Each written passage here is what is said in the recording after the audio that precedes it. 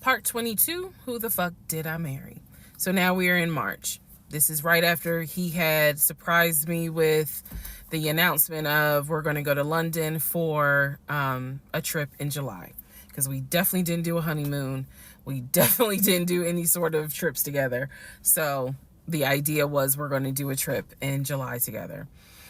One thing about Legion was that he was the guy who was like, I have nothing to hide. I don't lie. I don't like liars. If we're in a relationship, then everything should be out in the open. So I've always had his cell phone passcode. Never felt the need to look through his cell phone. And funny enough, I can tell y'all right now, disclaimer, I will never go through a cell phone again. You cheating piece. So anyway, so one day, this is mid-March, going like around March 20th. So we're heading towards the end of the month. He was in the shower. Keep in mind, my mom is coming for a visit in April. So he was in the shower and he received a text message on his phone from a woman. The text message, because it was a preview. So the text message was something where if you didn't know the context of the text thread, you could either go left or you could go right with it. So me being just curious, I opened up the phone, put the passcode in, read the text, then read the thread. Come to find out, it was a text from his aunt. His aunt and his ex share the same name. That's why I say it could go left or it could go right. Text was from the aunt. So I looked at the text, went through the thread, nothing in there. So I went ahead, X out of the messages. I see that he has Facebook Messenger downloaded. And obviously it shows you the number of unread messages in the icon. So it showed that he had like 5 unread messages. So I clicked on it, just being nosy. And what do my wondering astigmatism eyes see? So in his Facebook Messenger is about 7 women. I can see their profile picture and I see their names. Some of them had a preview. The ones that he had not read, I could see the preview of the message. One in particular said, when are you gonna come get this? Y'all know what I'm talking about. So I clicked on that one first. And I'm reading through the thread. And so she's saying, when are you going to come get this? But earlier in the thread, or further back in the thread, he had asked her, when are you going to give me? And she said, when lockdown is over. So from what I could piece together, he had not yet physically gotten with her. But had there been no COVID, he would have smashed all day, every day. The other messages were innuendos, meaning the other messages from the other women were innuendos. They were not as graphic as the one between him and her. So I'm reading these messages, and what is interesting is that the person I am married to is not the person in these messages. Like, this man was on some nasty shit. And I say nasty not in a judgmental way, but with me, he seemed to act as if I was damn near virginal white. And I clearly see evidence that you into some shit that with me, you acting like, nah, I ain't really into that. So I confronted him. I absolutely confronted him and was like, what the fuck is this? If 2 + 2 is 4 and 5 + 5 is 10, what the fuck is this? And so he did not, that ain't what happened, blah, blah, blah. Instead, what he hit me with is, man, I was just playing around. Like, ain't nothing happened. I shouldn't have said all that, but I was just flirting. It ain't mean nothing. I don't even know that girl. I was just flirting. And so I'm like, is this what you into? And so he was like, no, it's not what I'm into. It was just stupid. It was stupid because I shouldn't have done it. So I'm going to be honest with y'all, because I've been honest all this time. What pissed me off the most was that here I am as a woman behaving, trying to do the right thing by him and this marriage. And you mean to tell me you out here offering your dingaling to random chicks that you don't even know?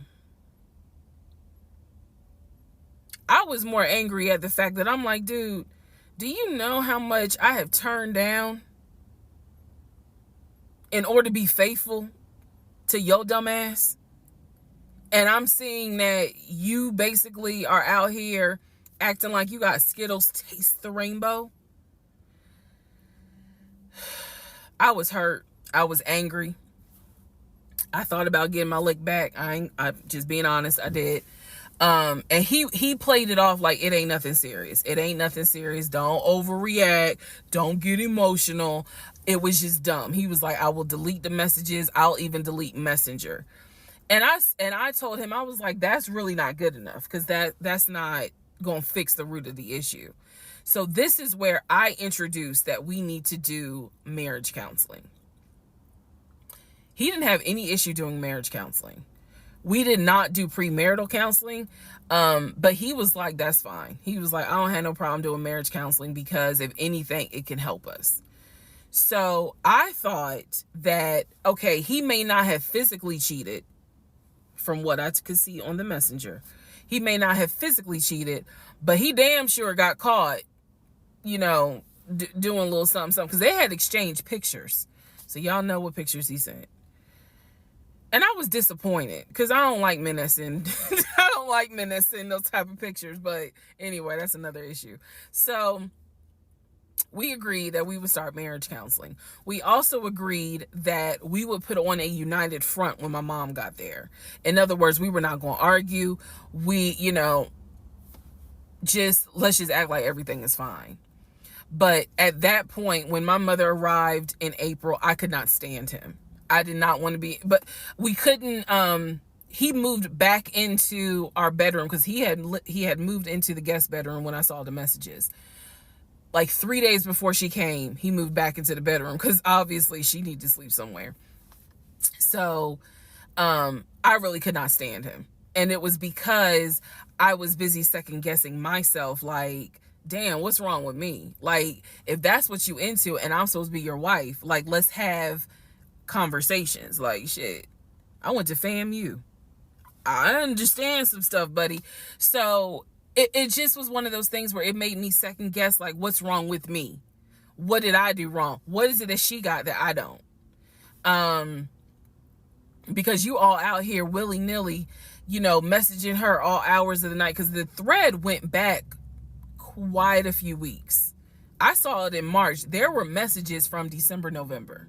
So again, I'm just second guessing all kinds of stuff, self-esteem taking a hit.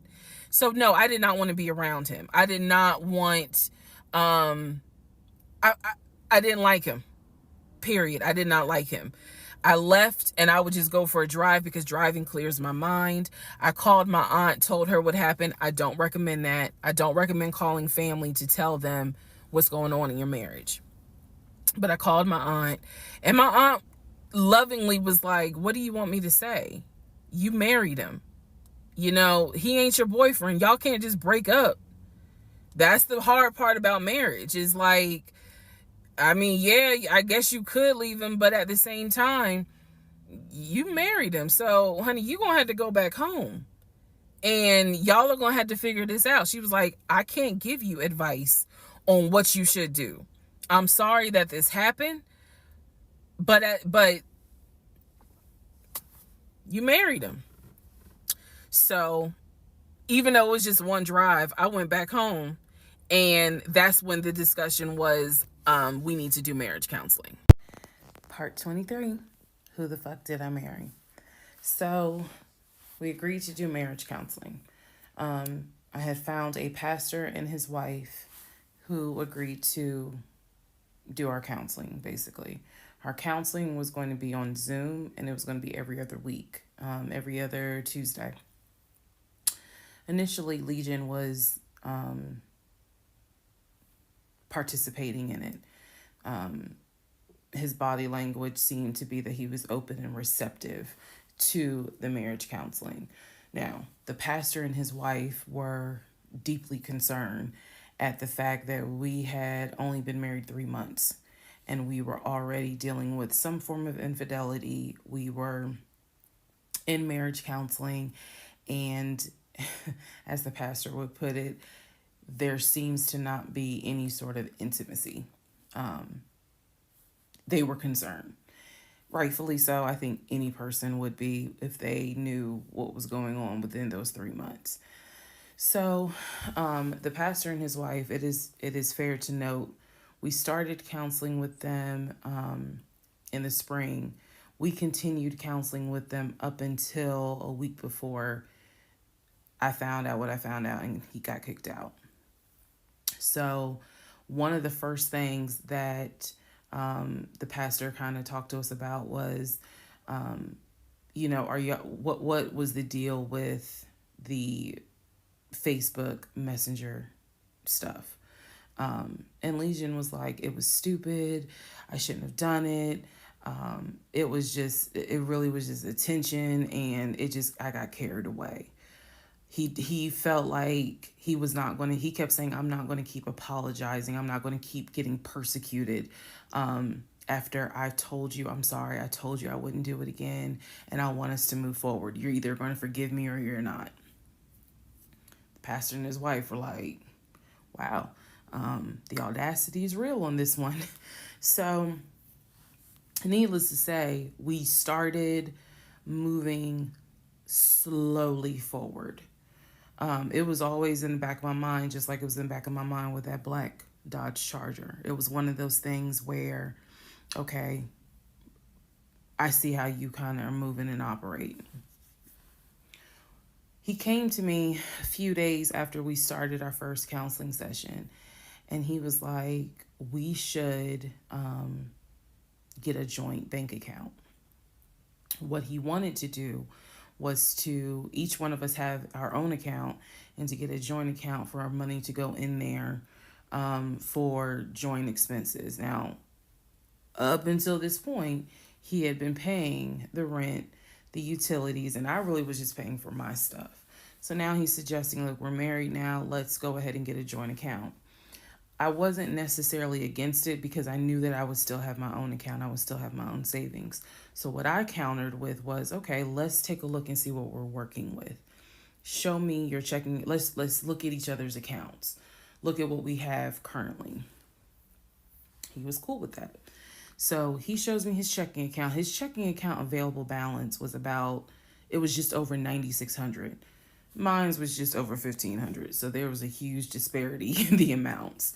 And so he logged in on the phone and turned it towards me, and I could see available checking, available balance, just over $9,600. I logged into my savings. I showed him how much I had in savings. He picked up his phone, logged into his Chase savings, turned the phone towards me. In the Chase savings, it was roughly about $15,000. But I also knew that he told me he had a U.S. bank savings and he had an offshore savings. So at this point in time, I asked him, show me the U.S. bank savings, show me the other two accounts. He would not do it. This became a huge bone of contention. He would not show me the two accounts that he claims has the most money in there, the accounts that he claims has money for a house in there, because he still was mentioning, hey, we need to get on this house thing if we're going to move when the lease is up. So I'm just adamant on, why don't you want to show me your savings account? You showed me the Chase one. Like, what is the big deal? And so he kept saying, he was like, there's a lot of money in there. And he was like, and my uncle always taught me, this is not the uncle that died, another uncle. My uncle always told me, just keep your money tight, because women can be, I said, women? Like, we're married. So go ahead and show it to me. He would not show it to me. So then we went back into marriage counseling, like the next session. And I bring it up. I said, he will not show me these two accounts that he claims has the money in there to buy a house. I told our pastor and his wife, I said, I saw the pre-approval letter, so I don't understand why he's not going to show me to just put me at ease that he has the money in there. I had never questioned it before because, again, you tell me who in their right mind signs their name to a legally binding offer, an all cash offer on a house, and they just do it willy nilly. I don't know anyone that does that. So I actually never questioned what was in the savings because I clearly saw him sign his name to a $699,000 all cash offer on a house. If you don't know what I'm talking about, please go back to the parts in this playlist where I talk about what he did when we were looking for a house. So the pastor and his wife were like, Legion, that's not his name, y'all, that's a nickname. Legion, why would you not show your wife your savings account? Like, what's going on here? And so he made up some bullshit. And I remember the pastor's wife was like, something ain't right. And so at this point, Legion kind of shuts down. He's just like, look, y'all are not going to tell me when and where I open up my accounts to show anybody the money I earned. I earned that money. I earned that money by playing football, blood, sweat, and tears. He went to this whole Denzel Washington monologue about how he earned that money, and no one, no woman, no one is going to come in and tell him that he needs to open up the account. So then he starts talking about the ex-wife and how she tried to get money from him in the divorce back when they were in California. So now the pastor and his wife, their red flags are just like, whoa. So much so that the pastor's wife said, and I will never forget this, she said, I don't think you all are going to make it to January. What she was talking about is, I don't think y'all are going to make it a year. And I really, truly was like, we're going to make it. Like, of course we're going to make it. And she was just like, I don't have a good feeling about it. And so Legion's all defensive. He at this point he's folding his arms and because remember we're on Zoom. He's folding his arms and he's just like, I'm done with this. Like, I'm not gonna get attacked because I'm not comfortable showing you the amount of money that I have. Money changes people. And I'm not comfortable. So he's playing that victim card. And so the pastor and his wife were like, we're still gonna help y'all as much as we can, but so he was like, I'm not comfortable. And basically the pastor and his wife were like, look, we'll help y'all as much as we can, but there's some deep issues here. And this is what they advised us, had the two of you came to us for premarital counseling, we would have told you, do not get married. Y'all should not even be together. That is what that is what the pastor and his wife told us in marriage counseling. If you two had come to us for premarital counseling, we would have told you, y'all should not even be together, let alone get married. But here we are. So we will help you guys as much as we can. But the pastor's wife was like, I don't have a good feeling that y'all are going to make it a year. Part 24, who the fuck did I marry? So, remember, we're in April. We're now moving towards the end of April. And he still did not show me his savings account. Saw the checking, saw the Chase savings. So he decides that we should start looking for a house again, because my lease was up in August and I made it very clear that when the lease is up, I am moving. I wanted to move to Cobb County. So he was like, we need to get the ball rolling.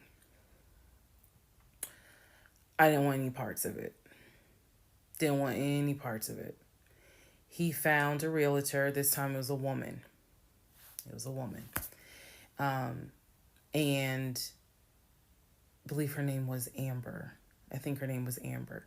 So he found a realtor and he told her what the budget was. Amber started finding houses. So please understand, or you don't really have to understand, but I believed. I believed he was a sane, rational human being.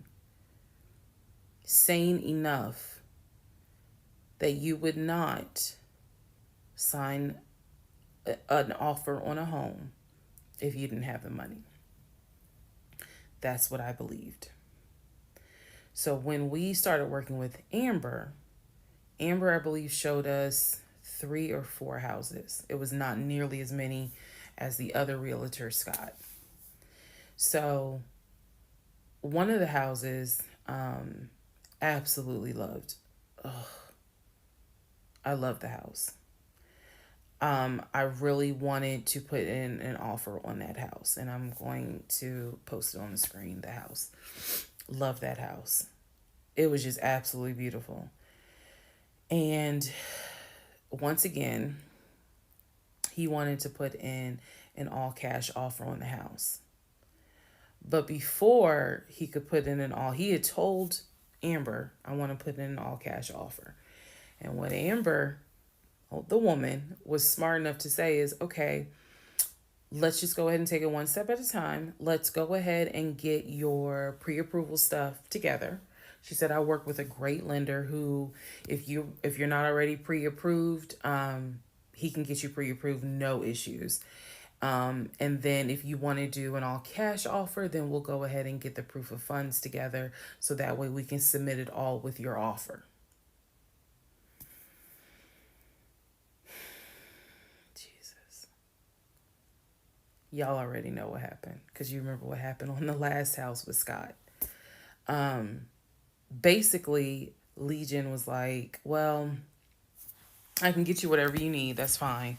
But I really don't want to submit proof of funds unless they accept the offer. Amber, and I don't know where she is. I don't even know if she'll ever see this video. Anyway, let me keep going and I'll explain why that woman has a special place in my heart. So Amber was like, I totally understand, but this is how we're going to do it. I'm going to need that paperwork, okay? And we'll submit it with your offer. She just simply was like, yeah, this is how we're going to do it. And so he did not submit the paperwork when she had asked him to. And I remember I was driving to work and I stopped at the Quick Trip on Upper Riverdale Road in Riverdale, Georgia. And Amber had called me. It was in the morning. She had called me. And I believe with all my heart that Amber knew something was up, but she also knew I did not know what was up. So she called me and she was like, I just don't understand. Like, if he has the paperwork, like, you can submit the paperwork. But the issue was the Chase paperwork that I had was from a year prior. So my understanding was that it pretty much was no good at this point. So she said all he has to do is just email it to me or take a picture of. She was like, I just need to know that he's able to back up his offer. And I said, I totally get it. And she was explaining some stuff to me. She was like, he needs to do X, Y, and Z. And so I said to her, I remember I said, I don't know what's going on. I said, I'm going to get down to the bottom of it, but I don't know what's going on. And so let's put a pause on this whole thing. Let's put a pause on looking at houses. Let's put a pause on getting his pre-approval letter because I'm not sure what's going on. And she got quiet and she said, okay. I said, and I know this sounds weird. And she said, no. She said, that is actually very smart. She said, do your research. And if I can be of assistance, call me. She said, whether you buy a house with him or you buy a house on your own, I will be more than happy to represent you. I don't know where Amber is today, but that one sentence, I felt like just woman to woman, she was basically telling me something ain't right. Baby, something ain't right. And now you need to open your eyes. I'll be more than happy to work with you. Um, if y'all get your shit together, I'll work with both of you. But whether you buy a house or not, do your research and then let me know what I can do. That was our conversation at the Quick Trip on Upper Riverdale Road. So I got off the phone. That was the last time that we worked with any sort of realtor. That was the last time that we looked at any sort of house. And I don't remember exactly what happened after that, meaning that day. I do know that when I went home, I simply told him, I don't want to look at a house right now. I said, I think it's okay if we rent. We'll just find a house in Cobb County and just rent for a year. And let's build, save some more money. Let's not worry about buying a house right now. And basically what I was trying to do was save face, because that was the first time with Amber that I actually was embarrassed at the fact that he and I, because I felt like I was complicit in the fact that I'm going to look at houses with him. I felt like we are wasting these people's time. I did not mean to waste your time. I clearly see my time as being wasted, but that doesn't mean I need to waste your time. And I felt embarrassed at the fact that we wasted her time coming across as serious buyers. When time came to put up or shut up, nothing was put up. And I knew nothing. I had nothing to add to add to this, because we're talking about a $650,000 house, and I don't make that. I don't make anywhere near that. So it just became one of those situations where I was trying to save face. I was trying to save face with my husband, and I was trying to save face with Amber. And so I did say to him, let's just rent for another year, and then let's see at that time where we are, if we should go ahead and buy. So now is when shit is about to get real. Part 25, who the fuck did I marry? So we weren't looking at houses anymore. We were not working with a realtor anymore. The end of April, I had decided that I wanted to look for another job. I did. The reason I wanted to look for another job is petty. Yeah, it is. I wanted to look for another job because I was pissed off at the fact that I had basically was dependent on him to help with the car note. So I wanted to look for another job where I could afford life all by myself, including that car note, basically where I would make more money. I told him that I was going to start looking for another job. He laughed. And his exact words were, "You're not going to leave Georgia State Patrol." He was like, "I swear you love them niggas more than you love me." He laughed. So that fueled me even more. So I was hitting the pavement hard trying to find another job. I was applying to all kinds of places. Got a phone call from my current job. So this is how I ended up in my current job. Got a phone call. They had sent me an email with a background packet. The background packet was long and extensive, but in the background packet, it asked for my spouse's full name, my spouse's date of birth, and my spouse's social security number. So I showed it to Legion, and I was like, I need your social because, I'm applying for this job. It's a great job. It's way more money. And, we're talking about moving anyway to Cobb County. So this, this is a God thing. He did not want to give me his social. I showed him the paperwork where I was like, look, because we are married, I can't lie on here. So help me. So he writes down his social security number on the background packet. And I eventually turned it in. I had scanned it, saved it in my email, and sent it in. And I looked at it one day, just going through it, just making sure I didn't really miss anything. All T's were crossed, all I's were dotted. And I looked at his social, and something about the social seemed different than the social security number that I remember seeing when we did our marriage license. And so, for those who you remember in the previous part, I said I had ran his social security number from the marriage license. Nothing came back. So I thought that I had written it down wrong.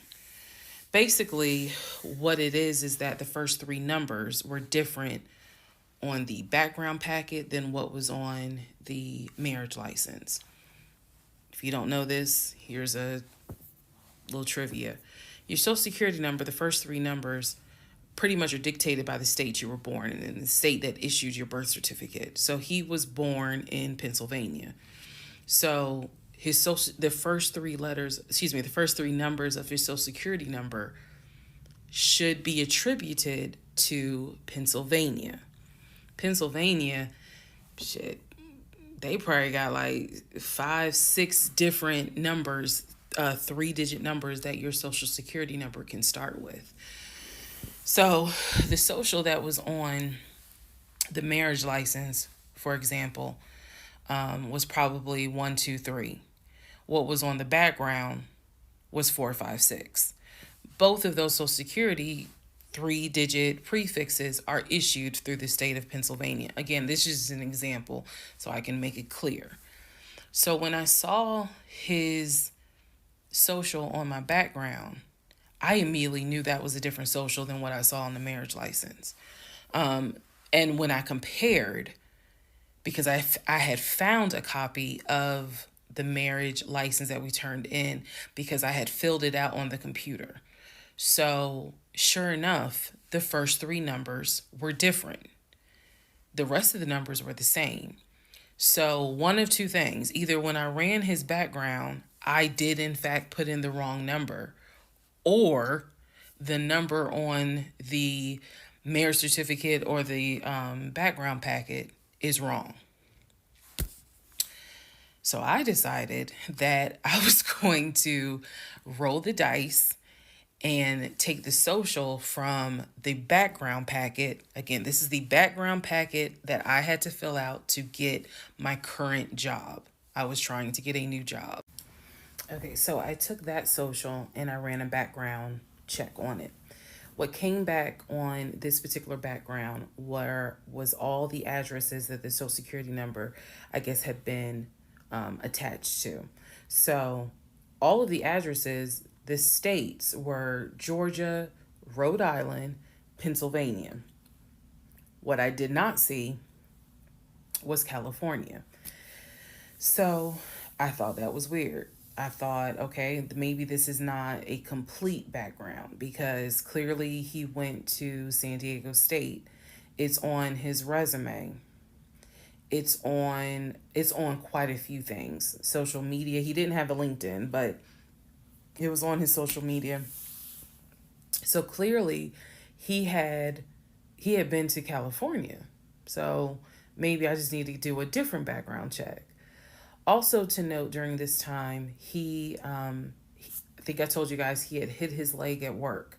So what was happening was it was getting more and more difficult for him to walk, like put pressure on that leg, on that knee. He was still able to go to work. He was still leaving at 6:15 in the morning. He was still coming back between 3:30 and 4 o'clock. But I clearly could see where he was in pain. He would elevate the knee, ice the knee.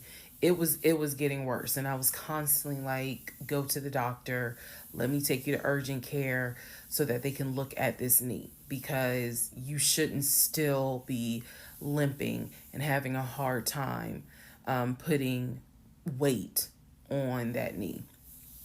And every single time he was like, oh, it's fine, I have a doctor's appointment on Wednesday, the doctor just told me to ice it and to elevate it. This is an old football injury, it happens all the time, it used to happen a lot when I was out in California. So I'm mentioning this knee issue for a reason. But back to the background. So once again, when I ran the background the second time with his second social, it showed me states of Georgia, Pennsylvania, and Rhode Island. And that's all that I saw in terms of addresses. I didn't see anything for California. So by this point, we're moving into May of 2021. Things are starting to reopen. One of the things that reopened was San Diego State. So I called San Diego State. I called the registrar's office. Someone did answer, and there was instructions on how to request a transcript. I was able to try to request it online. You needed the student's name, and I believe you also need their social. And when I typed it in, it said no results found. I believe that I sent an email asking, this person is saying that they were a student there. Can you verify it? The response I got was there were no records found with that social security number. So I'm like, okay. I asked him about it. And in part 26, I'll tell you exactly what his response was. Part 26, who the fuck did I marry? So I asked Legion, what's the deal about San Diego State? He was like, what are you talking about? And I said, why is there no records of you there? It just came right out and said it. Without missing a beat, this man said, well, I was a private citizen. What the fuck does that mean? And what he said is that when he started at San Diego State, his father paid money so that, okay, it's important I say this with a straight face. His father paid money so that his name and social would not be publicized and he would be considered a private citizen. He said that he had a card where all he had to do was show the card. He does not have to give his name. He does not have to give any information because he had that card. He said so San Diego State would not have any record of him, but he was in fact a student there. I said, and you claim that you played football. He was like, I did play football. I said, so you're saying that the school did not publish your name anywhere and they were in violation of NCAA rules? And he was like, why are you asking all these questions? And I said, I'm just curious. I'm just curious. You're saying that you were a private citizen, but yet how were you in compliance with NCAA if you were a private citizen and they did not publish your name on any roster? So that was his excuse. He was like, all I can tell you is that I was a private citizen. My dad paid for it. Okay. So now I know that San Diego State has no record of him. Now I know that his social security number, at least the one that's on my background packet, only shows that he lived in Georgia, Rhode Island, and Pennsylvania. Okay. So at this point, the pain in his knee is getting worse. It's getting to the point where when he would come home from work, he would take a shower and immediately get in bed, elevate his knee. he was not even eating the way that he used to eat. It was getting to the point where at times, if you remember when I told you all about the miscarriage, they gave me pain meds because I had taken that pill. But the pain meds I was allergic to, so I couldn't take them. But I still had them. So the pain in his knee was getting to the point where he would take one of those pain meds just to get through the night. He was constantly in agony, constantly kind of tossing and turning, so much so that in May he moved into the guest bedroom because I couldn't deal with the tossing and turning thing. And he just said he was more comfortable there. So what at first was a, oh, I hit my knee at work, turned into, no, it was an old football injury, this has happened before, turned into, it's painful for me to walk on it, turned into, it's actually hard for me to work on it. But he was still going to work at 6:15 every morning and coming home between 3:30 and 4. So it is, again, I'm just giving you guys the chronological order of how all this happened. So at this point, we're not looking for a house. I still have not seen the two savings account. I'm pretty sure there's no money in those savings accounts. But again, he was going to put in an all cash offer with Amber, the realtor.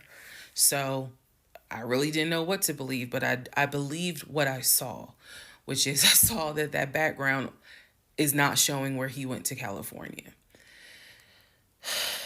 So at one point in May, it was close to mid-May, he calls me from work. He calls me from work, calls me while I'm at work, and tells me that he got a phone call from his stepson. The phone call from his stepson, the stepson was crying and was just absolutely distraught. And I'm at work in my office like, what's going on?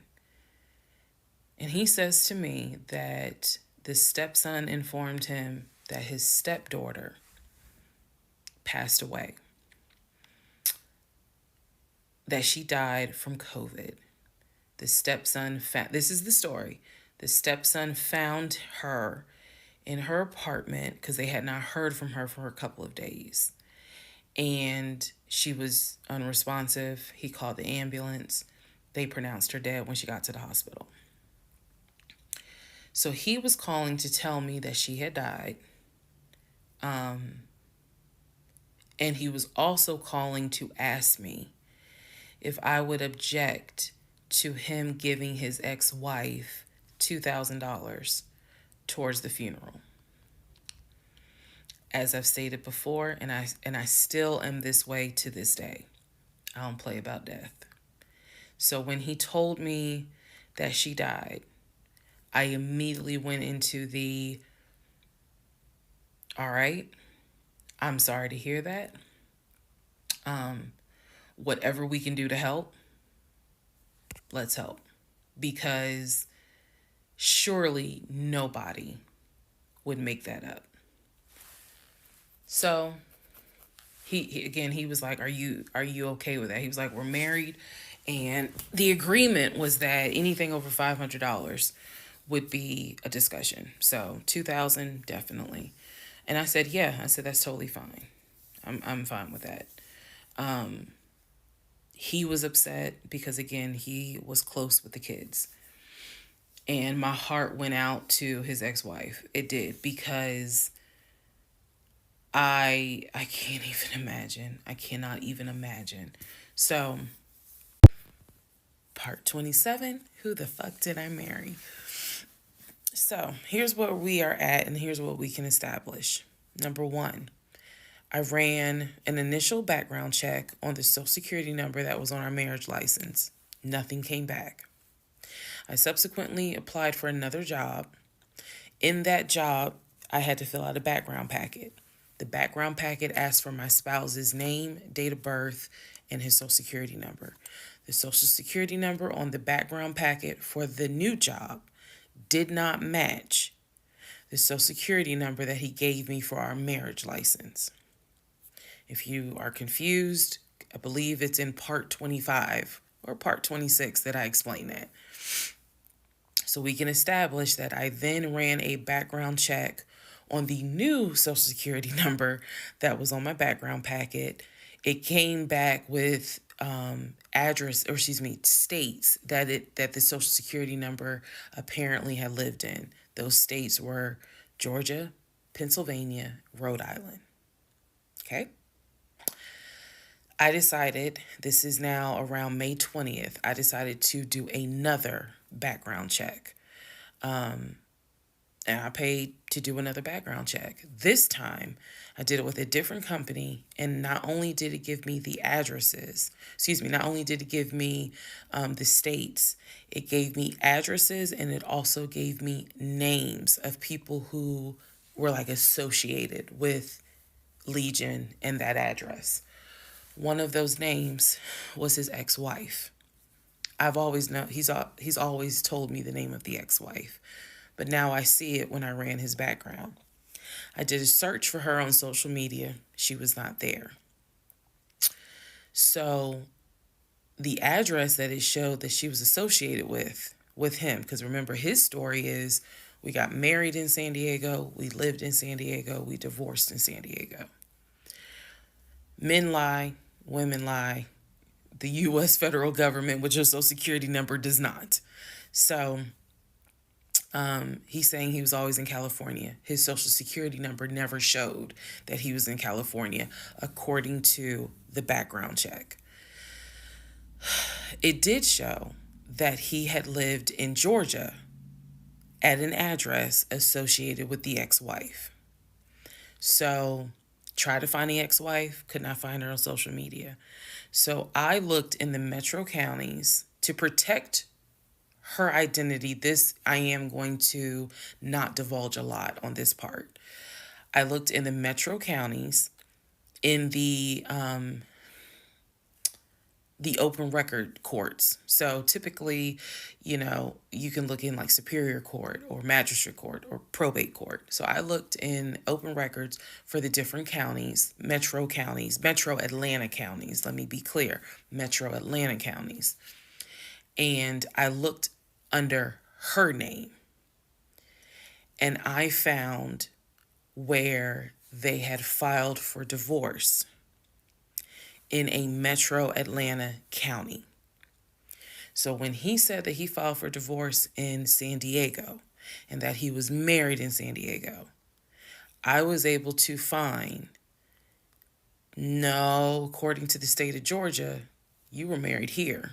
You were divorced here.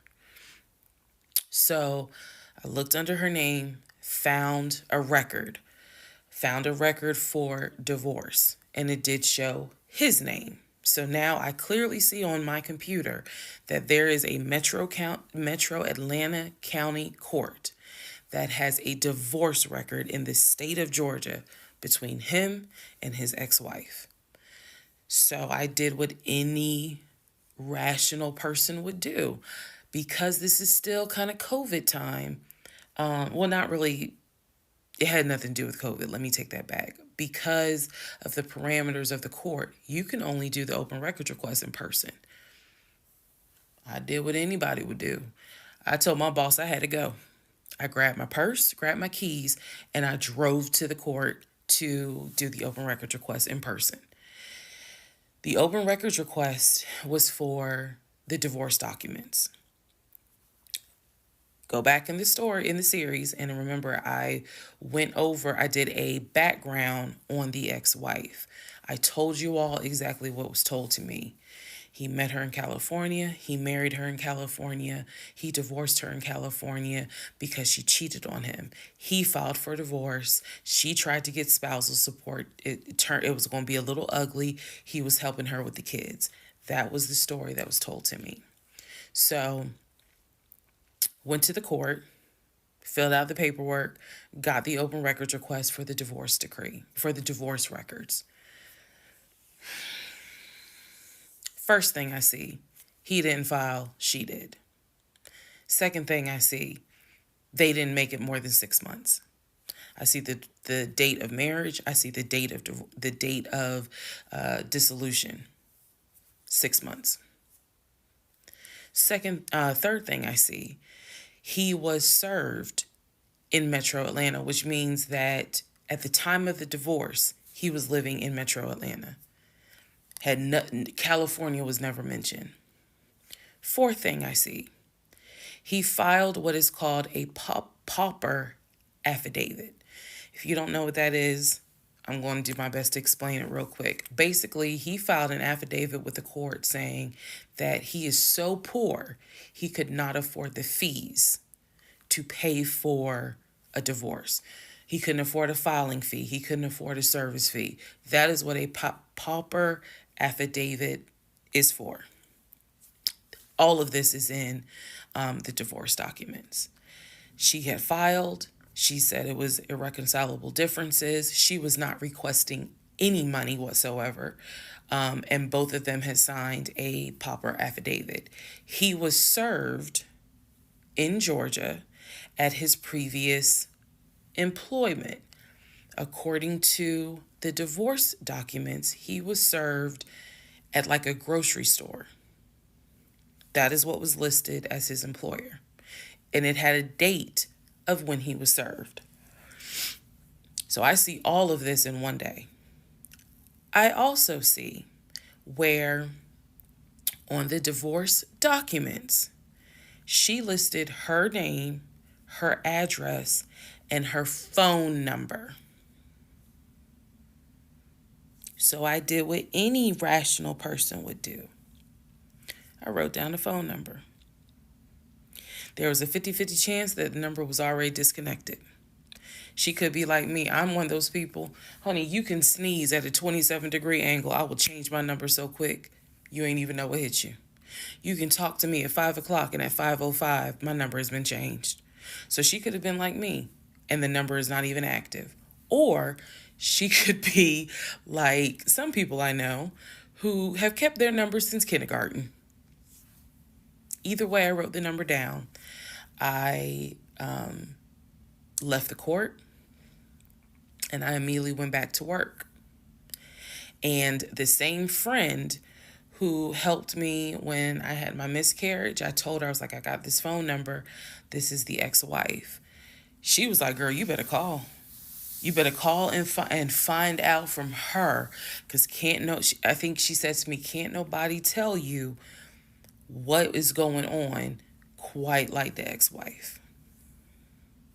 So, part 28 is the phone call that I had with the ex-wife.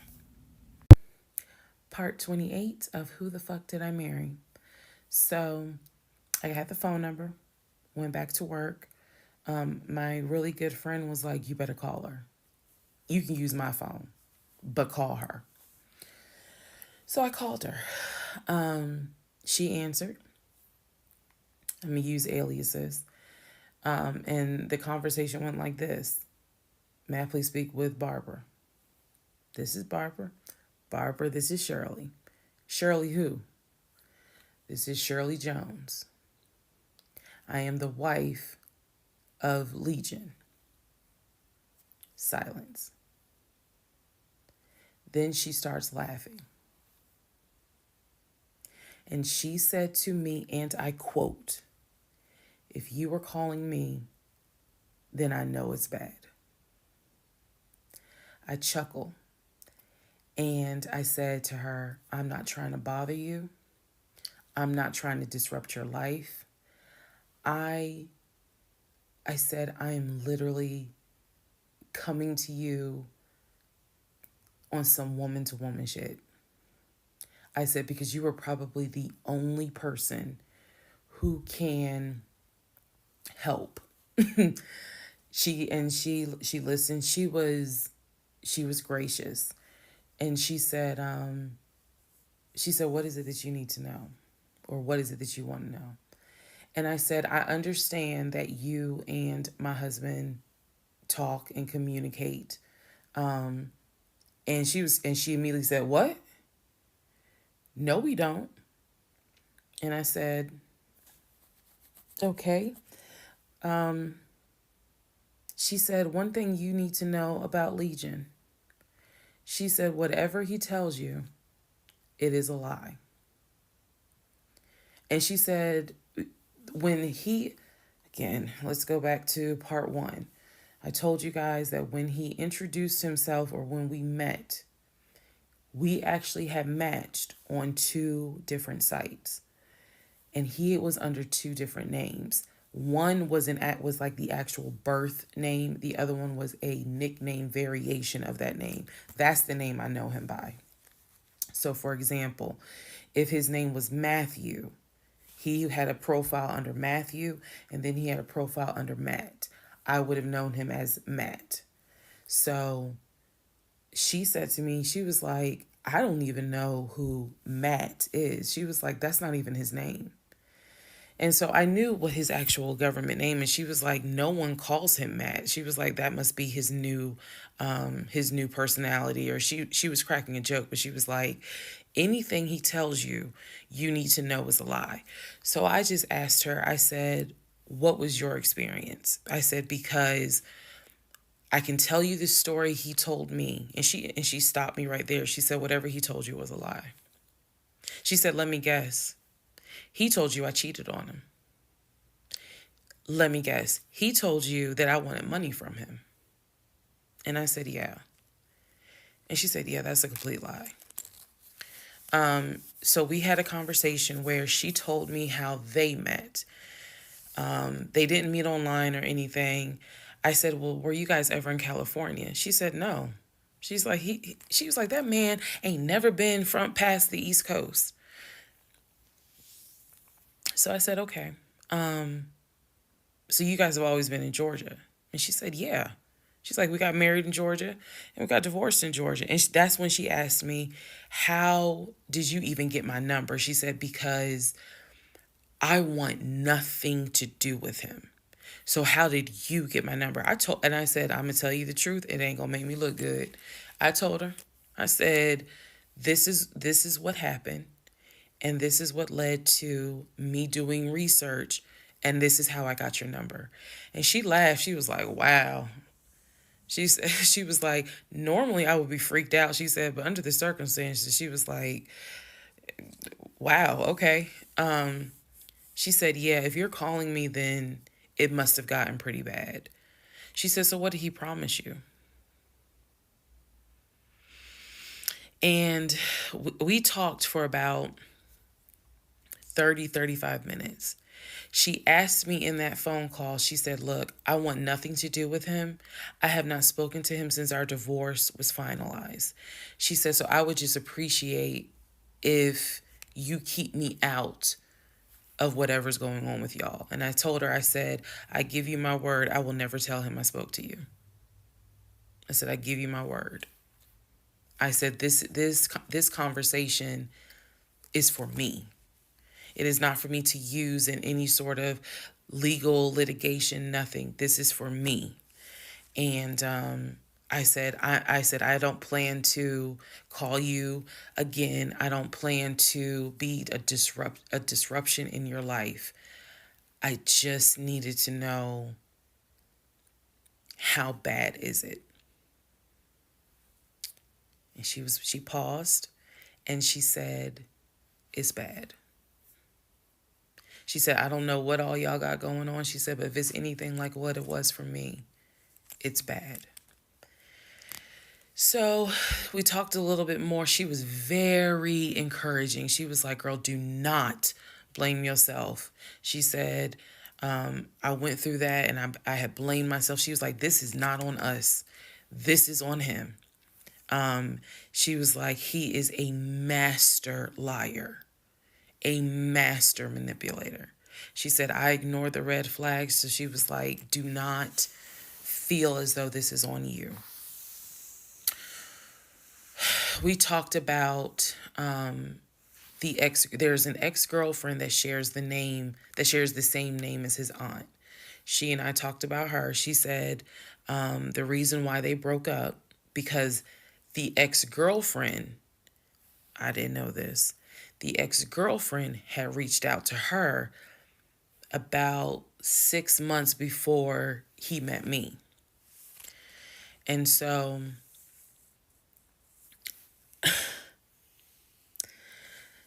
the ex-girlfriend lives in lived in Douglasville. On Legion's driver's license, he had a Georgia driver's license with the Douglasville address. What he told me was that it was the address that his sister, because remember I told y'all his sister Shantae lives in Douglasville. She's a nurse, married with 2 kids. So he told me that the address on his license, it was his driver's license, was to Shantae's house. The ex-wife is telling me, no, that's the address for the girlfriend, the ex-girlfriend. He had moved in with her and he created this whole narrative with her. She found out that he was lying and she kicked him out. And so I guess after she kicked him out, she then reached out to the ex-wife, kind of the way I did, for confirmation.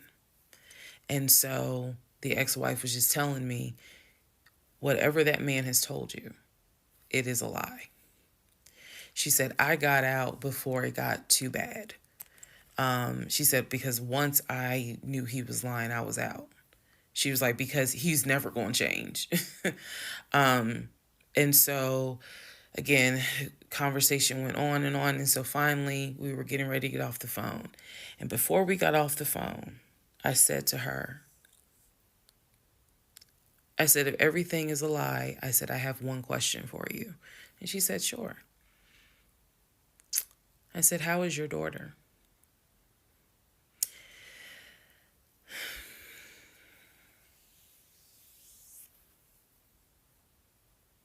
I said, how is your daughter? Next part coming up.